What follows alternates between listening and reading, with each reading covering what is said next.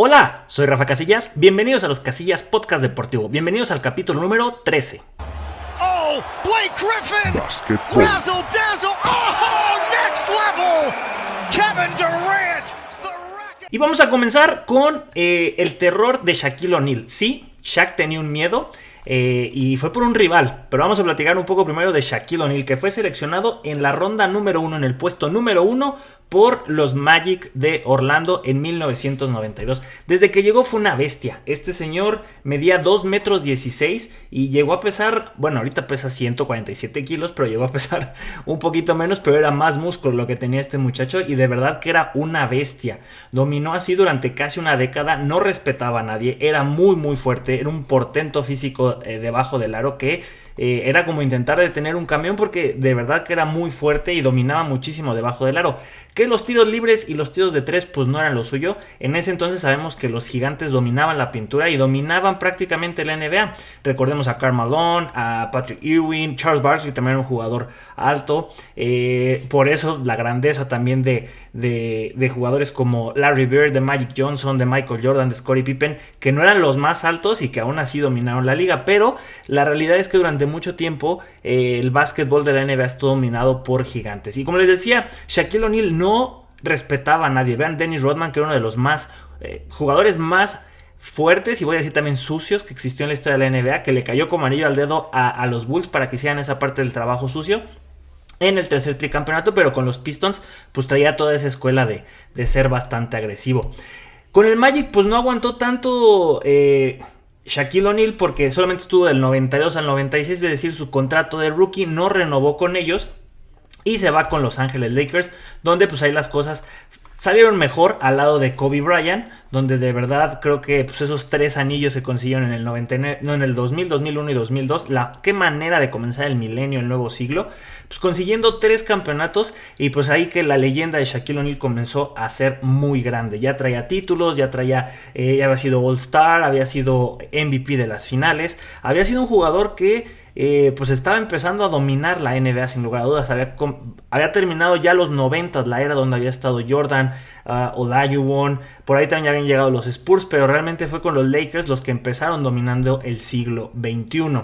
Sin embargo, en el draft del 2002 llegó el chino Yao Ming, el terror, el máximo terror de Shaquille O'Neal, y así lo dijo él tal cual en una entrevista.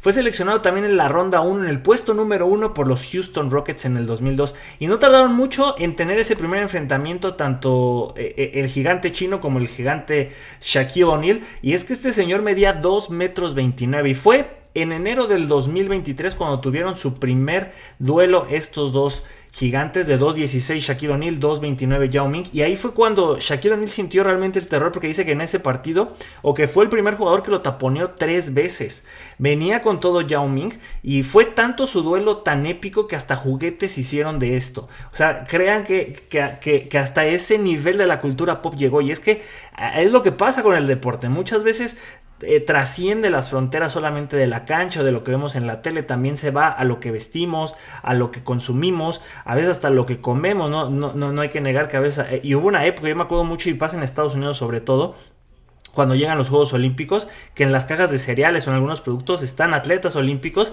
y que también te invitan a que consumas esos productos. Pero bueno, hasta juguetes hubo de este duelo. Se enfrentaron varias veces y Shaquille O'Neal sí lo dijo, que había sido el primer jugador que realmente lo hizo sufrir, que realmente lo hizo pues no sentirse el dominador que era debajo del aro, y con mucha razón. Otra anécdota muy curiosa que hizo fue estaban en una entrega de premios, estaban en una gala y dijo Shaquille O'Neal que no fue hasta que llegó al Heat, ya eso ya habían pasado 4 años, yo creo que desde que Yao Ming había entrado a la NBA, porque después de haber perdido ya iban por el 4º título con los Lakers, no lo consiguen y no le gusta ya que Kobe Bryant sea la cara de los Lakers, se va con el Heat. Y dice que en un partido con Yao Ming que estaban enfrentándose, le hace una jugada, le hace un enceste, Shaquille O'Neal le estaba defendiendo, le hace una jugada al estilo de Hakeem Olajuwon y él le dice, hey, bien hecho hermano, y Yao Ming le dice, muchas gracias, y se voltea a Shaquille y le dice, ¿hablas inglés? Durante todos los enfrentamientos que tuvieron previos a ese, Shaquille O'Neal pensó que Yao Ming no hablaba inglés. Y Yao Ming le dijo, claro que sí, pues es que tú nunca hablaste conmigo. Entonces se le hizo muy cómico. Y pues realmente sí, fueron fieros guerreros y competidores dentro de la cancha. Pero curiosamente, Fuera de ello, pues se volvieron grandes amigos, vamos a decirlo, grandes camaradas, a tal grado que hasta en el 2006 fueron inducidos al Salón de la Fama juntos. Y ese es un detalle increíble, que este par de gigantes hayan trascendido. Shaquille O'Neal obviamente con 4 anillos de la NBA, pero lo que hizo Yao Ming con los Houston Rockets pues les dio una identidad a un equipo que parecía que ya no iba a encontrar a una figura en un buen rato, después de los 2 campeonatos conseguidos en los 90s con Olajuwon. Y pues llega este chino y transforma nuevamente y revoluciona, o hace que sea más complicado poder jugar bajo la pintura con jugadores así de altos. Hoy lo estamos viendo con un Víctor Wembanyama, lo estamos viendo con un Nikola Jokic, centros que también son asistidores, son los armadores del equipo y que saben tirar de 3. En aquel entonces pues era tener un gran poste que tuviera movilidad debajo del aro, que anotara debajo de la cancha y que te estuviera listo para los rebotes y para los tapones. En fin, este duelo queda para la historia de la NBA y lo vamos a recordar como el máximo terror que tuvo Shaquille O'Neal en su carrera. Hablemos de esta bonita historia, o triste dependiendo de qué marca seas, de por qué Kobe Bryant dejó Adidas por Nike. Antes de que Kobe Bryant llegara al draft del 96 ya tenía un precontrato, o ya había firmado pues ya lo necesario para decir voy a estar con Adidas cuando llegue la NBA. Y tuvieron varios modelos que le fueron pasando a Kobe hasta que llegaron a este que fue su favorito, que fue el Kobe 1. El Adidas, ahora el Kobe, para muchos no lo conocían así, los Adidas Kobe 1. Y estaba basado en el coche favorito, la marca de coches favoritos de Kobe Bryant, que eran los Audi. Tenían ese modelo así como que colores platinados, las líneas curveadas pero muy al estilo metálico, muy al estilo Audi pues. Y esos tenis pues eran los favoritos de Kobe, que los utilizó en cuanto salieron durante toda la temporada, durante todos los playoffs, y con ellos consiguió el segundo campeonato de la NBA. Ahí está al lado de Shaquille O'Neal. Y sí, esa fue la historia. Realmente estuvo durante un buen rato pues con Adidas desde el 96 hasta que en el 2002 llegaron estos, los Kobe 2, que muchos compararon con una tostadora o con un tanquecito. Y les voy a ser bien sincero, la primera vez que yo fui a Estados Unidos, a Los Ángeles, fue, si no me equivoco, fue en el 2002. Acababan de ser tricampeones los Lakers y acababan de sacar esos tenis, aunque ya Kobe ya estaba dejando Adidas, porque precisamente por este modelo a Kobe no le gustó y realmente tuvo muy malas críticas. De hecho, así como lo ven así de estético, que sí parece un tostador, se veía pues bien en los aparadores, pero en cuando empezabas a usarlo y doblaba sobre todo con el pie, pues empezaban a hacer líneas y se cuarteaba alrededor. Les digo, yo cuando fui pasó esto y los compré, precisamente los que son plateados, y eran unos tanquesotes, y de verdad uno se veía raro hasta en los pies, porque se veía más grande y más ancho tu pie que pues el resto de mi cuerpecito. Yo en aquel entonces tenía 11 años, 12 años, y pues era un niño alto, pero pues no estaban tan padres. La verdad es que para los nostálgicos habrá quien sí les haya gustado, y están regresando muchas cosas retro hoy por hoy, entonces puede que te puedan gustar. Entonces Kobe con esto corta toda relación laboral con Adidas, y durante un tiempo se le ve jugando con tenis de Reebok, de And One, de Jordan. Ahí fíjense, ahí tienen unos Jordan, con lo que creo que son los Jordan 3, hasta que anunció al final, ya cuando viene el 2003, precisamente empieza la temporada del 2003, anuncia que se va con Nike. Y no, estos no fueron sus primeros tenis, porque tardaron un rato en que llegaron. Fue hasta el 2005, tardaron 2 años en estar analizando cuáles eran el tipo de calzado que estaban buscando. Y si se dan cuenta, todavía Kobe tenía como un diseño así toscón, de los que todavía se buscaba que agarrara el tobillo, cuando todavía se consideraba que era lo más importante en un calzado de básquetbol. Hoy sabemos que lo más importante es que sean anchos para poder soportar pues esos como derrapes y no se doble el tobillo, aparte de una buena condición y un buen trabajo físico, en la parte de los tobillos. Pero bueno, estos fueron los Kobe 1, mejor conocidos como los Zoom Kobe 1 de Nike. Después llegaron los Zoom Kobe 2 de Kobe, los Zoom Kobe 2 de Nike, y ahí los vemos ya con un logotipo, un escudo de armas. Seguían siendo de estos tachos un poco altos, no tachos, sino de estos tochos un poco altos, y seguía esa misma línea con los Kobe 3, aunque aquí ya tenían pues los colores, o al menos este tenía el colorway de Los Ángeles, ¿no? Siendo muy semejantes a lo que es la red de las canastas de básquetbol. Y yo creo que aquí es cuando ya viene un cambio interesante y unos tenis que son muy muy característicos. Los Kobe 4 comienzan a ser una silueta que hasta el día de hoy se empiezan a usar. No son los más usados, sin embargo ya es una silueta más atlética, más estilizada. Ya no estaba tanto buscando agarrar el tobillo. Sin embargo, todavía tenías ese soporte, pero aquí ya comenzaba a tener esta tecnología o ya se empezaban a encontrar estos descubrimientos de que fueran más anchos en la parte del empeine para cuando tuvieran que hacer los derrapes, que tuvieran un buen agarre, que el material fuera acolchonado al momento del amortiguación, es decir, buscando esa amortiguación al momento del salto y de la caída, pero al mismo tiempo firmes. Y aquí es donde ya comienzan a hacer estos tenis que hasta la fecha son utilizados y son vendidos y al por mayor. De verdad que los revendedores los buscan y muchísimo. Después tenemos los Kobe 5, ya vamos en los 5 y de verdad creo que son los 5, ahorita vamos a los 6. Pero hay uno que a mí me encanta que es mi tenis soñado, que es con el colorway de Bruce Lee, que son naranja con negros. Este sigue siendo el colorway que tienen los de los Lakers, que también son muy chulos. Y ya creo que esta línea, los Kobe 4, 5 y los 6 son de los más usados, pero los 6 son los tenis más usados por jugadores de la NBA. Al menos así fue en el 2024, de acuerdo con Sports Illustrated. Y eso la verdad que habla de una tecnología que ha traspasado los años, las generaciones, porque sabemos que Kobe es una figura que muchísimos jugadores siguieron, como en su momento Kobe siguió la carrera de Jordan, como en su momento Jordan también vio a Magic, así como que los ídolos de mis ídolos. Pues aquí tenemos un ejemplo muy claro que Black Mamba trascendió. Después ya vienen un experimento ya hay como con calcetas que eran ahora más agarrando, no solamente agarrando, sino pasando el tobillo. Aquí era cuando Nike hasta con el fútbol lo ha intentado tener estos. Ahí son tachos que llegan todavía a ser como calcetines. Pues bueno, así pasó con los Kobe 7. Lo mismo con los Kobe 8, aunque en la parte de abajo se seguía manteniendo mucho la silueta de los Kobe 6, 5 y 4. Los Kobe 9, que también no creo que son de mis favoritos. Y yo creo que ahí fue ya cuando en el 10 regresó con algo que es más vendible, más comercial y que la gente no solamente utilizaría para jugar básquetbol, sino que también uno los utiliza para salir a caminar, para ir a pasear, creo yo.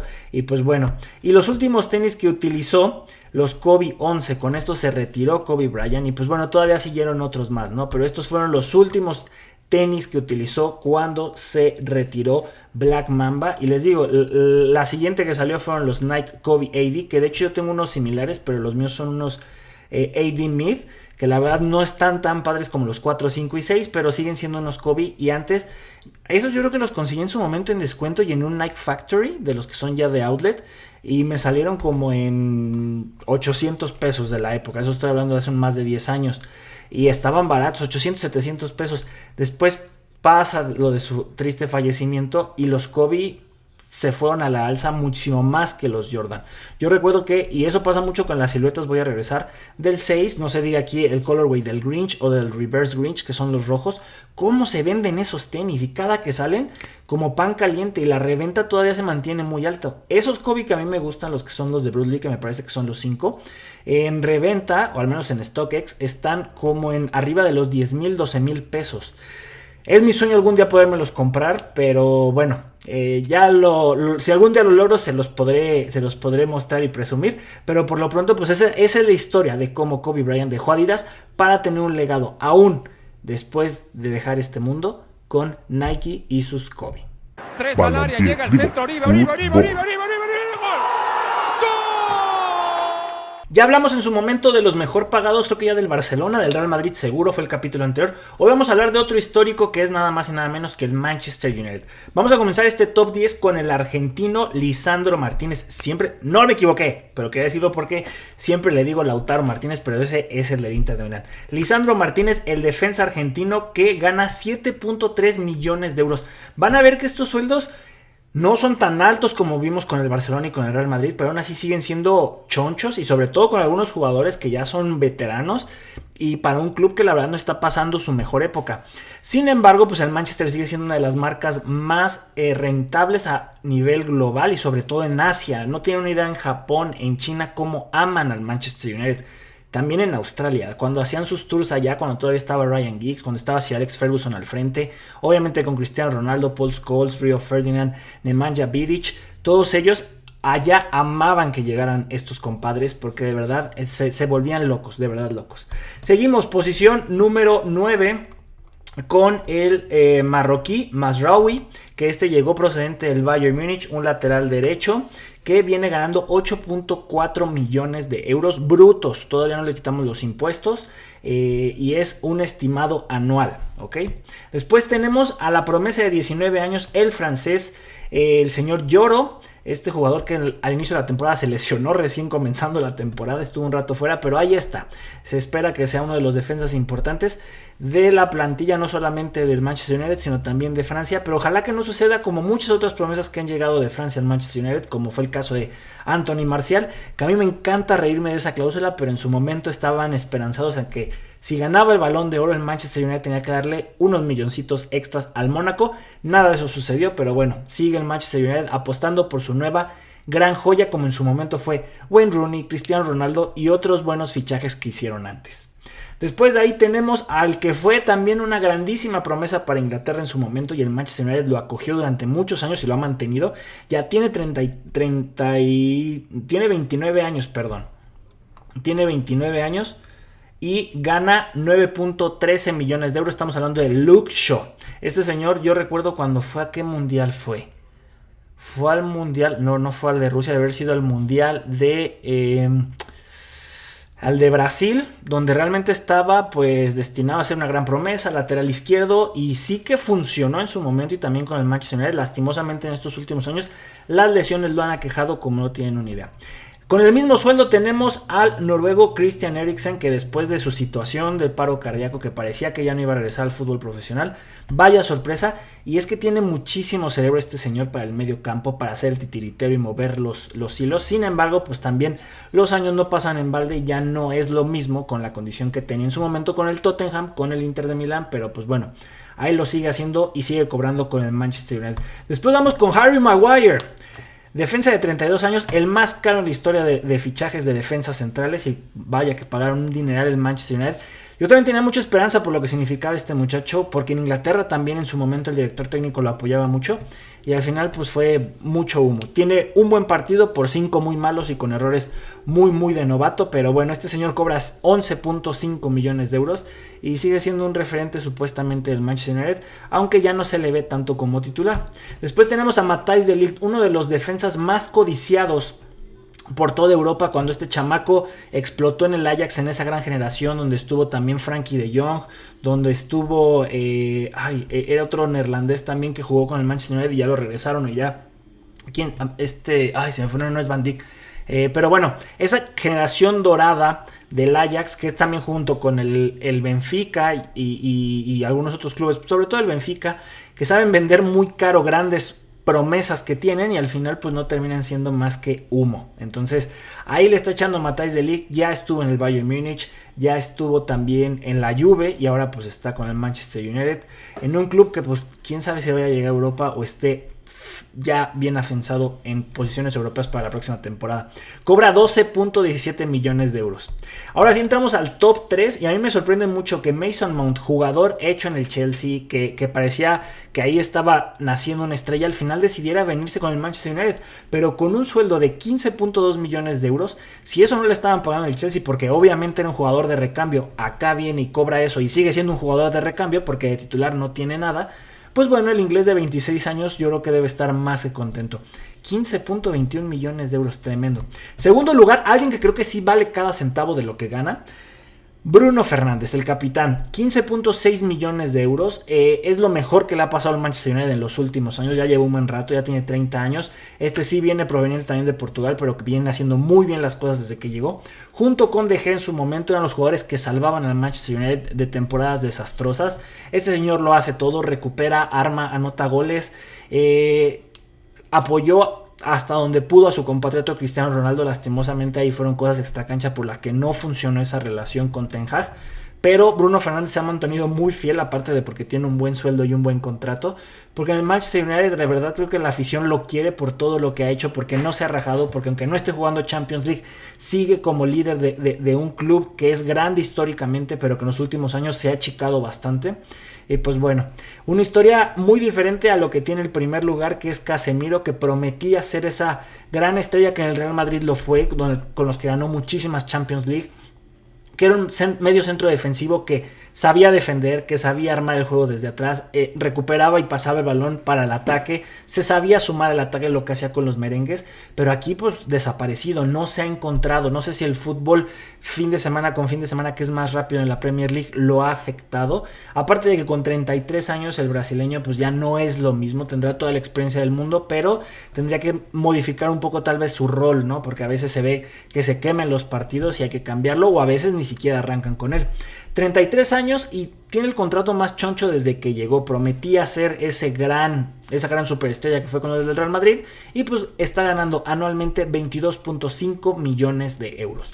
Como les digo, son salarios antes de impuestos y sabemos que estos sueldos prácticamente le quitan la mitad de lo que ganan. Entonces, si son 22.5, pues estamos hablando de que tiene 11.25 millones ya libres al año para hacer lo que él quiera. Déjenme saber en los comentarios, o en nuestras redes sociales, ¿qué opinan de estos sueldos? Si realmente lo valen, si el Manchester United es un equipo que se puede permitir esto por el simple hecho de ser el United, pero que deportivamente no está donde debería de estar históricamente, y sobre todo para nuestra generación que empezó a ver el fútbol en el siglo XXI empezando, porque pues sí podemos decir que en los 90s, pero casi no recordamos muchos, seamos muy sinceros, pero que vimos esa gran época con Sir Alex Ferguson. Y si esta generación está cerca de ellos, yo creo que el único de esta lista que yo podría decir que tiene talento para haber estado a las órdenes de Sir Alex Ferguson es Bruno Fernández. Hablemos del 11 inicial histórico del Real Madrid. Claro que sí, esto lo hice basándome en una idea que encontré por un post en Instagram. Sin embargo, yo hice también mi búsqueda, y aquí yo pondría, estos serían mis 11 jugadores que yo pondría en mi 11 histórico inicial del Real Madrid. Comenzaríamos en la portería con el tío favorito de este canal, Iker Casillas. Este señor lo ganó absolutamente todo, sobre todo que fue el capitán de los 3 títulos al hilo de la Roja de España: la Eurocopa, el Mundial, la Eurocopa, ganó Champions League, ganó ligas, y sobre todo que se me hace un caballero, sí, siempre apoyando al Real Madrid, siempre siendo fiel a los merengues, pero siendo muy deportivo y sobre todo diciendo, si no existiera el Barcelona, el Real Madrid no sería lo que es. A los dos nos benefician, los dos somos clubes grandes también, porque los árbitros también se llegan a decantar por nosotros. O sea, también es muy sincero en ese aspecto y no niega lo que es el Real Madrid, pero tampoco deja de obviar las cosas que pasan con el club rival, con el Barcelona. Eso tanto como jugador como ahora que se ha retirado. La verdad es que es un portero que junto con Gigi Buffon podrían pelear por ser el mejor portero de la historia, junto con tal vez Lev Yassim, y en algunos años, ¿por qué no pensar que existan premios con su nombre?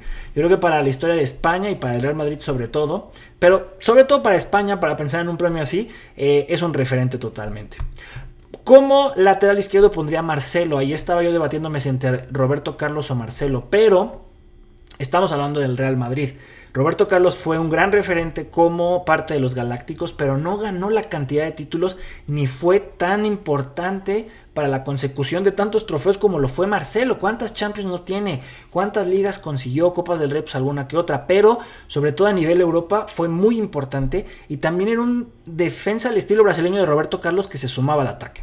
Por el lado derecho tendremos a Carvajal, y digo lado derecho porque este señor donde lo pusieran jugaba. Aparte que cuando él jugaba, creo que es el único de las defensas originales de las últimas finales del Real Madrid, ha estado presente, sobre todo por la lateral derecha, y es un español aguerrido, fuerte, que me parece que no ha tenido todo el protagonismo que debería en selección española, ya también en sus últimos años, pero como parte de los merengues muy muy importante. Después como centrales tenemos a Hierro. Este es el eterno capitán de los merengues, al menos en los 90s, principios del 2000. Un jugador elegante, aguerrido, y que tenía la cabeza fría para ser como capitán, y que también se trasladaba para España, ¿no? Que tenían ese beneficio de tener estos grandes jugadores en su selección, pero como parte del Real Madrid, pues es un histórico que muchos yo creo que han de poner en su top inicial. El otro, aunque no es formado en el Real Madrid, el otro central sería Sergio Ramos. Viene del Sevilla, pero se convirtió en figura y leyenda de los merengues.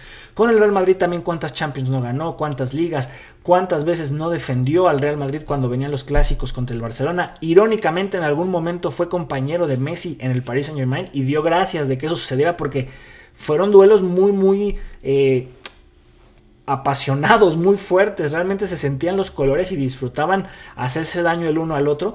Sin embargo, y algo que también él fue o creo que aprendió con el paso de los tiempos, tenía que morderse la lengua cuando fue dupla con Gerard Piqué, porque Gerard Piqué provocaba aún estando en selección y decía Sergio Ramos, no hables de eso, aquí estamos los dos defendiendo los colores de España. Entonces por ese lado, aunque es uno de los defensas también más agresivos, no son los más sucios, pero sí agresivos, creo que era un caballero y llegó a hacerlo en sus momentos importantes, donde él estaba defendiendo colores, pues de igual manera con los culés. En el medio campo, aquí no hay un medio centro defensivo porque los tres que estoy poniendo son creativos y ofensivos. Comenzamos con Luka Modric, que a veces sus números parecerían no tan impresionantes como otros, pero hay un sacrificio detrás de que se consigan asistencias y goles. Y Luka Modric es eso, es un genio también, un titiritero que tal vez no tiene el número de asistencias que uno esperaría, pero sí de recuperaciones, de buscar armar el juego desde atrás, de armar los contraataques, una visión espectacular. Y cada vez que luego pienso en Giovanni Dos Santos, ustedes saben que cuando hablo de Luka Modric hablo de Dos Santos porque llegaron al Tottenham igual y vean los paralelos que tuvieron sus carreras, que pues en similitud pues nomás fue esa llegada al Tottenham, porque este señor hasta subcampeón del mundo fue. Zinedine Zidane, si tenemos que hablar de magos, tenemos que hablar de Zinedine Zidane y también de esa volea que tuvo en la final contra el Bayer Leverkusen, cuando ya llevaban un buen rato sin ganar Champions los merengues, llegan estos primeros galácticos y consiguen una orejona muy muy valiosa. Zinedine Zidane, que no solamente es referente como jugador, también como director técnico. Después tenemos a Di Stéfano, que para la historia del Real Madrid es tal vez el jugador más importante de su historia, y es un jugador que jugaba por todas las posiciones que te puedas ocurrir, como extremo, como medio centro ofensivo, como delantero. Entonces, para incluirlo en este y darle oportunidad a otros que entraran al 11, lo puse como medio centro o medio centro ofensivo, si así lo quieren ver. Cristiano Ronaldo, ¿qué podemos decir del bicho? Muy importante, sobre todo en Europa con las Champions League, la cantidad de goles, las marcas que ha puesto, que muchos esperan que Mbappé las vaya a romper. Ya rompió el de más goles en una temporada o está cerquita de romperlos, pero lo que fue Cristiano Ronaldo y en el momento en que llegó, que no fue un estarle rogando para que llegara al Real Madrid, y lo que significó como figura de los merengues, en una época donde el Barcelona dominó bastante, pero que pues Cristiano Ronaldo logró sacar la casta. Tal vez a nivel local en la liga no fue tanto como se esperaba, pero a nivel Champions, claro que sí, y es algo que presumen mucho los merengues. Antes de Cristiano Ronaldo estaba Raúl González y era el delantero de moda y un temido en Europa, que en su momento fue el máximo goleador de la Champions. Ya después hubieron muchísimos delanteros que lo superaron, pero antes de que llegara esa generación revolucionaria junto con Messi y Cristiano Ronaldo, Raúl González era el delantero más peligroso e importante. Sigue siendo uno de los máximos goleadores del club, ahí con el Real Madrid, y pues lo pondría como delantero centro porque era donde mejor jugaba. Y finalmente el húngaro Puskás, un jugador que también podía jugar en varias posiciones, principalmente como delantero central, que es de las primeras grandes figuras de los merengues, parte de alguno de los primeros títulos, de la Champions League, cuando recién comenzó esta competición. Y pues muy importante también su aporte, porque fueron las bases de lo que sería este gran club a lo largo de los años. Entonces así quedaría este 11 que propongo. En la portería Iker Casillas, como laterales tenemos a Marcelo y a Carvajal, en el centro tenemos a Fernando Hierro y a Sergio Ramos, en la media muchísima magia con Zinedine Zidane, Luka Modric y Di Stéfano, y en la delantera comenzaríamos por la izquierda con Cristiano Ronaldo, por la derecha con Ferenc Puskás y en el centro como número 9 a Raúl. Déjame saber en los comentarios si estás de acuerdo con este 11 inicial. ¿Quién falta, quién sobra? Déjamelo saber. Fórmula 1. Llegamos a la tercera fecha, que fue el Gran Premio de Japón, allá en el circuito de Suzuka, y vamos a repasar qué fue lo que sucedió en este Gran Premio, qué fue lo que aprendimos. Primero que nada, Yuki Tsunoda hizo su debut como piloto de Red Bull en casa, y él esperaba poder conseguir hasta un podio, así lo dijo el señor Yuki Tsunoda, que en rueda de prensa dio palabras muy bonitas tanto para Pierre Gasly como para Checo Pérez, que fueron muy importantes. Checo Pérez, durante todo el tiempo que fueron pues compañeros, aunque fueran de diferentes escuderías, pero ese equipo A y equipo B de las escuderías de bebidas Red Bull, y dijo que lo vio como un padre porque siempre lo acogió, siempre lo cuidó, siempre lo apoyó, y cuando le dieron la noticia de que iba a subir a Red Bull, Checo Pérez se puso en contacto con él y dijo: lo que necesites, aquí estoy. Lo mismo que Pierre Gasly, en cuanto se enteró le mandó un mensaje, y Yuki muy agradecido. Lastimosamente pues el resultado no fue el esperado, ni siquiera entró a los puntos. Sí fue mejor que Liam Lawson, pero pues todavía está esta incógnita de qué show, qué está pasando, y de eso hablaremos más adelante. Ya entrando a lo que son los puntos, Ollie Berman de Haas, un puntito para la escudería de Estados Unidos, muy bien por Ollie Berman. Por ahí leí un comentario cuando hice el resumen en TikTok de que Ollie Berman con un mejor coche claro que estaría en el top 5, y lo demostró en su momento cuando sustituyó en Ferrari uno de sus pilotos principales y quedó creo que en séptimo. Es un piloto que tiene grandes reflejos, es rápido, sin embargo pues no está en una escudería que esté compitiendo por grandes cosas. Su trabajo ahorita es mantenerse en los puntos, seguir sumando para que en su momento una escudería más grande voltee a verlo. Número 9 tenemos a Alex Albon, que al inicio de la carrera tuvo ahí un encontronazo con sus ingenieros porque decía que el freno no entraba bien, las velocidades tampoco, y eso pasa cuando estás peleando por los puntos fin de semana con fin de semana, y me da mucho gusto que eso esté sucediendo con una escudería histórica como lo es Williams, y sobre todo con un Alex Albon que pues ahí, como ustedes saben, el chisme, cuando pasa lo de Checo Pérez que le dan las gracias en Red Bull, lo buscaron primero a él, a Alex Albon, sobre cualquiera de Liam Lawson o de Yuki Tsunoda, y Albon dijo, no, muchas gracias, estoy muy bien en Williams y ya no quiero regresar a lo que es Red Bull, ¿no? Entonces ahí le está rompiendo con Williams, y también es una incógnita que tenemos que hablar para el siguiente Gran Premio. Octavo lugar tenemos a Isaac Hadjar, el francés, tremenda carrera, octavo lugar, y aquí la cosa está que si el plan B, que fue Yuki Tsunoda, no funciona, pues el plan C hay que voltearlo a ver, ¿no?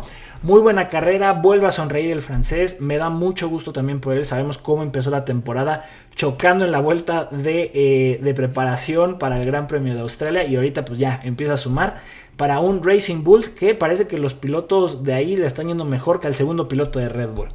Después vamos con Ferrari, séptimo lugar para Lewis Hamilton. Ferrari ya por fin tiene puntos importantes, sin embargo no es donde quisieran estar, les falta ritmo, les falta tener esa constancia que tienen los punteros, y de eso también hay que hablar con Charles Leclerc. Después tenemos a Kimi Antonelli, que se vuelve el piloto más joven en liderar un gran premio de Fórmula 1 con 18 años, 7 meses y 11 días, no se me olvidó. Solamente superó por 4 días al que tenía anteriormente el récord, que era nada más y nada menos que Super Max Verstappen. Vean nada más, por 4 días superó a Max, y pues bueno, dominó durante un ratito el Gran Premio mientras los punteros habían ido a cambiar llantas a los pits, y ahí anduvo, ya después se metió a los pits y pierde la punta, pero pues es algo importante y sigue sumando puntos muy importantes para la escudería de Mercedes y demostrando que ha sido uno de los rookies más acertados de acuerdo a lo que la escudería donde llegó le da. No es lo mismo como un Ollie Berman, que también está haciendo bien las cosas en una escudería que no está peleando por los primeros lugares y que está sumando, a uno que tiene más presión en una escudería que está llamado a pelear al menos por el podio del campeonato de constructores. Creo yo que para eso está Mercedes, difícilmente para andar peleando ya al final de la temporada por campeonato de pilotos o de constructores, pero quién sabe qué tanto evolucionan los monoplazas. Después nos vamos con su compadre George Russell, la experiencia pues adelante de Kimi Antonelli, perdón. No sé si sea porque son las directrices del equipo, que uno debe estar así y darle el respeto aquí al más veterano. No creo que sea así, creo que George Russell está más adaptado a lo que son los coches de Mercedes, ya son más años trabajando con la escudería alemana, entonces tiene todo el sentido de que vaya por delante. Charles Leclerc con un cuarto lugar bien trabajado, son puntos importantes tanto para Lewis Hamilton como para Charles Leclerc, pero siguen, como les dije, muy lejos de los punteros, tanto de McLaren como de Max Verstappen, en un coche que, de acuerdo con Carlos Sainz en el Gran Premio de México, debería estar peleando por el campeonato de constructores como mínimo en este año, y eso no está pasando. Entonces es momento de ya de levantarla o prender la luz amarilla, ya de que esto es alguna emergencia, ya hay que empezar a levantar las alertas de que Ferrari no está rindiendo como se esperaba, no es el arranque de temporada que ni ellos ni los tifosis estábamos esperando. Entonces hay que ser muy sinceros, esto no es lo que ni Lewis Hamilton ni Charles Leclerc se merecen por el nivel de pilotos que son. Se suponía que eran la dupla más experimentado, que más miedo tenían que dar para esta temporada, y lastimosamente decisiones, gestión de sus ingenieros, decisiones técnicas que fueron descalificaciones en el Gran Premio anterior y que no tienen el ritmo que están esperando, pues los tiene donde los tiene. Después tenemos al cumpleañero, a Oscar Piastri, que cumplió 24 años, quedó en tercer lugar, y aquí es donde McLaren, yo también pienso eso como muchos otros expertos, sigue siendo un equipo de media tabla para abajo. Con esa mentalidad no van a poder pelear por el campeonato de pilotos contra Max Verstappen si no dejan que su mejor piloto o el que tenga mejor ritmo vaya a pelear contra Max Verstappen. Durante el último tercio de la carrera, cuando estos tres ya se quedaron alineados, que fue Oscar Piastri, Lando Norris y Max Verstappen, Oscar Piastri tenía mejor ritmo que Lando Norris y al final no lo permite, o no sé si fue una directriz de que no lo rebasara. Él seguía diciendo en el radio, traigo mejor ritmo que Lando, déjenme ir a buscar a Max Verstappen. Lando no pudo ir contra Max Verstappen. Y aquí es donde no sé si a Norris le falta todavía ya quitarse eso de la amistad con Max Verstappen, porque Max no perdona. Y Lando, por momentos, parecía que iba a entrar a la zona de DRS y antes de llegar a donde te registra que puedes utilizar el DRS, perdía esa ventana y ya no lo podía abrir porque ya le había sacado el segundo Max Verstappen. Entonces se queda con un segundo lugar y con un tercer lugar McLaren que le sabe a poco, aunque ellos han dicho que fue una gran carrera, sumamos para el de constructores, sí, pero también quieres un campeón de pilotos y así no lo vas a conseguir.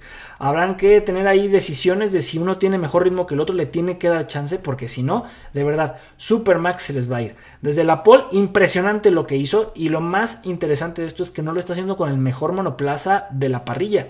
Sin lugar a dudas es McLaren. Los de la naranja papaya desde la temporada pasada cerraron con el mejor coche y lo siguen teniendo. ¿Cómo es posible que alguien que estamos viendo que su coequipero está fuera de los puntos está consiguiendo el primer lugar en Japón? Algo que desde la pole se veía interesante, decir ok, sí la ganó, pudo haber sido, fueron milésimas, centésimas de segundo, fue un detallito la verdad contra los McLaren. Cuando sea una carrera larga que tenga más ritmo, 50 y tantas vueltas, tienen que ganar los de la naranja papaya, ¿cierto? Pues no. Max Verstappen desde que salió, desde la vuelta 2 ya le había sacado el segundo de diferencia a Lando Norris y nunca lo permitió que lo tuviera en zona de DRS. Se enfrentan todavía en los pits. Lando Norris hace una tontería de querer meterse cuando Max está bien posicionado durante la línea donde debe salir de los pits, y Lando Norris se mete sobre el pasto. Eso le quita tiempo, hace que se frustre por una tontería que realmente es su culpa, esperando que penalicen a Max cuando es Max él solito se aventó ahí. Entonces creo que en ese aspecto Piastri está demostrando más madurez que el mismo Lando Norris. Está haciendo bien sus cosas. Cuando gana sabe que lo hicieron muy bien. Cuando pierde se frustra porque dice podemos hacer más. Mientras que Lando Norris es mientras no gane yo me frustro por todo y no pudimos. Creo que así está ahorita la situación con McLaren. Déjame saber en los comentarios ustedes qué opinan, qué les pareció este gran premio. Pero en general yo creo que sí fue un mal premio. Fue aburridón. Aunque el último tercio estuvo esta batalla, pero es que McLaren nunca hizo realmente embestidas para ir a conseguirlo y no dejaron que Piastri lo hiciera. Y ahora vamos a hablar de la previa del Gran Premio de Bahrein. El año pasado pues quedó así el podio con Carlos Sainz, con Chequito Pérez y con Max Verstappen, y la verdad es que en ese momento todavía sabíamos que éramos felices y sí lo sabíamos. Aquí tenemos los horarios para México y los países que comparten con nosotros como Costa Rica, Guatemala, Honduras y El Salvador. Las prácticas libres comienzan en abril 11, que es en este caso ya ahora sí el viernes a las 5:30 de la mañana. A las 9 son las prácticas 2, las prácticas 3 ya van a ser el día sábado 12 de abril a las 6:30 de la mañana. Y tenemos la quali a las 10 de la mañana de ese mismo sábado. Ahora sí la carrera será un horario pues un poquito de lo que estamos más acostumbrados, a las 9 de la mañana. Que de Japón a las 11 de la noche no se me hizo difícil, como la carrera pasó rapidísimo, pues también ni se sintió. Va a ser la carrera a las 9 de la mañana. Después tenemos los siguientes horarios para países como Colombia, Ecuador, Perú, Panamá y el este de México. En este caso pongo de referencia a Cancún. Tenemos las libres a las 6:30, a las 10 las libres 2, las libres 3 a las 7:30, la cual es las 11 y la carrera a las 10 de la mañana. Tómenle una foto, paren el video y tomen una foto. Igual voy a subir esto a nuestras redes sociales para que lo tengan. Aquí tenemos también los horarios para países como, no me equivoqué, sí, Venezuela, Panamá, Bolivia, Puerto Rico, y para Argentina, Brasil, Paraguay, Chile y Uruguay. ¿Sale? Vamos con las incógnitas que tiene este gran premio. Comenzamos con ¿qué pasa con McLaren? Ya hablamos en la sección anterior de este pensamiento que tenemos todos. Creo que lo vieron en todas las redes sociales. ¿Qué pasa con McLaren de que no quieren ganarle a Max Verstappen? Pero no le quieren ganar con Oscar Piastri, le quieren ganar con Lando Norris. Habrá esa discusión en la naranja papaya donde realmente definirán si sí o no van a dejar competir al que traiga mejor ritmo contra Supermax, porque parecía que por el simple hecho de tener el mejor coche, Max iba a quedar siempre en tercero, y pues no. En Japón les gana la pole y gana la carrera con total autoridad. Lando Norris, que se suponía que iba a ser el que le iba a competir al tú por tú, viene haciendo sus berrinches, una situación penosa en los pits donde busca que penalicen a Max Verstappen porque salen juntos, pero Max es el primero que había salido y estaba bien posicionado en la línea para salir por los pits, y intenta metérsele. Max Verstappen, aparte la trompa iba por delante, ¿cómo se iba a frenar? y no había espacio para que dos coches pasaran por ahí. Entonces Lando Norris se va por el pasto, pierde tiempo, se emberrincha, desgasta las llantas, una tontería que bueno, Oscar Piastri en el último tercio de la carrera que dice traigo mejor ritmo que Lando, no, espérate, Lando ahorita va a despegar, y después dice Stella, el director de McLaren, que Lando Norris estaba gestionando sus llantas. ¿Para qué? Si nunca pudo tocar a Super Max Verstappen. Max desde la vuelta 2 salió a quitarse a Lando Norris de zona de DRS, sacándole un segundo, y con eso toda la carrera nunca dejó que se le acercara. Entonces McLaren tiene que ponerse las pilas porque así no está funcionando. No está funcionando para el campeonato de pilotos, no para el de constructores, porque pues siguen sumando sus dos pilotos y subiéndose al podio los dos chamacos. Ferrari. Hicieron mejor la carrera en este Gran Premio de Japón, sin embargo están lejos de los punteros, tienen que mejorar muchas cosas durante el fin de semana, hacer los cambios adecuados para llegar bien a la clasificación, y pues tienen que aguantar los domingos, porque se les están yendo puntos importantes. Tuvieron un pésimo arranque en las dos primeras carreras, en este ya empiezan a sumar, pero demuestran que están lejos. Sí, Charles Leclerc queda por detrás de los del podio, y Lando y Lewis Hamilton pues queda en séptimo. No son malos lugares si no fueran Ferrari, y ahí está el tema.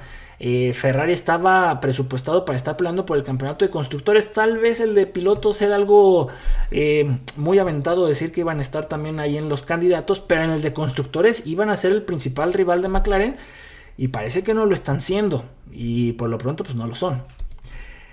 ¿Qué pasa con Williams? Pues resulta que Alex Albon tiene 19 puntos y Carlitos Sainz pues nomás tiene uno que consiguió, y eso por las descalificaciones de los Ferrari.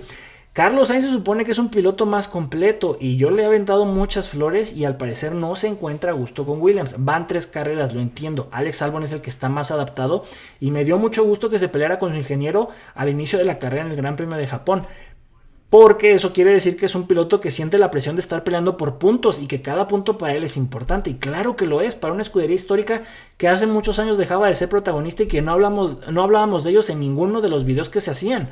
Pues hoy por hoy Alex Albon está siendo responsable de que entre a la conversación, pero el peso mediático que es Carlos Sainz lastimosamente pues está perdiendo. Es un piloto que demostró que hace muy bien las cosas, que lo hizo bien con Renault, que lo hizo muy bien con McLaren, que creo que lo hizo excelente con Ferrari. Lastimosamente pues no tiene el peso de marketing como lo tiene Lewis Hamilton, ni los 7 títulos. Entonces pues por eso le dijeron pues muchas gracias, Charles Leclerc es el favorito, es nuestro consentido, pues tú tienes que dejar el asiento para nuestro nuevo favorito, que es Lewis Hamilton. Entonces, ¿en qué momento vamos a ver que esta dupla empiece a competir por qué les gusta, el 10, 9 y el 8 tal vez, y que por ahí luego se metan al 7 o 6 si les va muy bien ese fin de semana? Pero es lo que esperaríamos de una dupla con mucha experiencia, y sobre todo de Carlos Sainz, que es un piloto que tiene, pues estuvo peleando por podios y ganaba también grandes premios. Fue el que ganó en el 2023 el único gran premio que no ganó Red Bull. Y finalmente, si el plan A y B no funcionó, el A ya no funcionó, si el B tampoco funciona, que es Yuki Tsunoda, pues tenemos al plan C, que es el francés Isaac Hadjar, que suma sus primeros puntos, o suma puntos en Fórmula 1, ahora sí con Racing Bulls, quedó en octava posición en el Gran Premio de Japón, y habrá que tenerlo muy de cerca, porque las decisiones que están tomando en Red Bull, si Yuki tampoco funciona rápido, siento que le van a dar mucho más chance. Se vio un Yuki que pues hizo mejor las cosas, llegó a Q2, al menos no largó desde la última posición como le pasaba a Liam Lawson, tampoco se le vio tan bien y estuvo pues relativamente lejos de los puntos, mientras que Hadjar con un Racing Bull hizo mejor las cosas. Entonces resulta que los coches de Racing Bull son más manejables para cualquier otro piloto que el segundo coche de Red Bull. Por ahí va la cosa, porque sigue sin ser el mejor coche de la parrilla el de Red Bull, y Max Verstappen lo sabe, está sacando lo máximo por su talento y su conducción, pero tampoco está esta estrategia de adaptarlo para dos pilotos y buscar pelear nuevamente por el campeonato de constructores, algo que Max ya no puede hacer solo. Está compitiendo contra equipos que están punteando fin de semana con fin de semana. Estamos hablando de McLaren, estamos hablando de Mercedes, y esperemos que también suceda con Ferrari, que pues también prioriza a sus dos pilotos. Entonces Hadjar podría ser el plan C, ahí póngale un pin por si en la temporada las cosas no funcionan, pues darle chance dependiendo del desarrollo del rookie. Y así queda el stand de pilotos en esta después del Gran Premio de Japón. 62 puntos para Norris, que dejó que Max Verstappen se le acerque peligrosamente con 61. Piastri hubiera hecho más cosas, creo yo, si le hubieran dejado rebasar a su compañero, pero bueno, queda con 49 en la tercera posición. Le siguen los dos Mercedes en cuarto y quinto lugar, puntos muy importantes para Antonelli, 30 puntos después de 3 carreras, un promedio de 10, me parece que son muy buenos. Charles Leclerc en sexto con 20 puntos, también dio un salto de calidad con lo sumado en su cuarta posición en Japón. Séptimo para Alexander Albon, perdón, son 18 puntos los que tiene el tailandés. Muy bien para Williams también. Nada más les digo, falta la otra parte que es Carlitos Sainz. 15 puntos para Hamilton. Su mejor actuación fue en el sprint que tuvimos en China. Ocon, aunque no sumó en este gran premio, de todos modos queda noveno con 10. Los mismos que Stroll, que la verdad Stroll estuvo perdido en este gran premio. En el de constructores tenemos en primer lugar a McLaren. Su competidor más cercano hasta el momento es Mercedes con 75 puntos.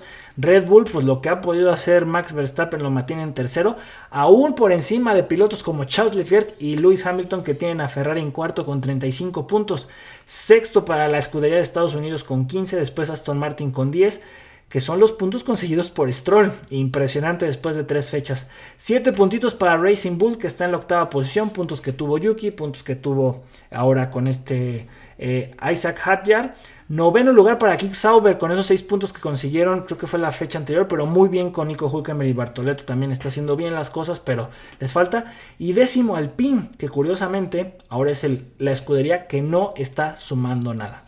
Y así de alegres como Isaac, nos despedimos de este capítulo. Espero que les hayan gustado. La verdad que me la pasé muy bien. Mucha información. Recuerden seguirnos en todas nuestras redes sociales como Los Casillas Oficial en Facebook, TikTok, YouTube y en Instagram también. Recuerden que nos pueden encontrar como Los Casillas Oficial. Ahí déjenos saber todos sus comentarios, sugerencias, quejas. Con mucho gusto las leemos y les contestamos. La verdad que la comunidad está empezando a crecer y este flujo de comentarios, y eso sí es verdad, está empezando a crecer bastante. Muchísimas gracias a todos por su atención y como dicen y quiero mucho, aquí huele a gas. ¡Fuga! ¡Vámonos!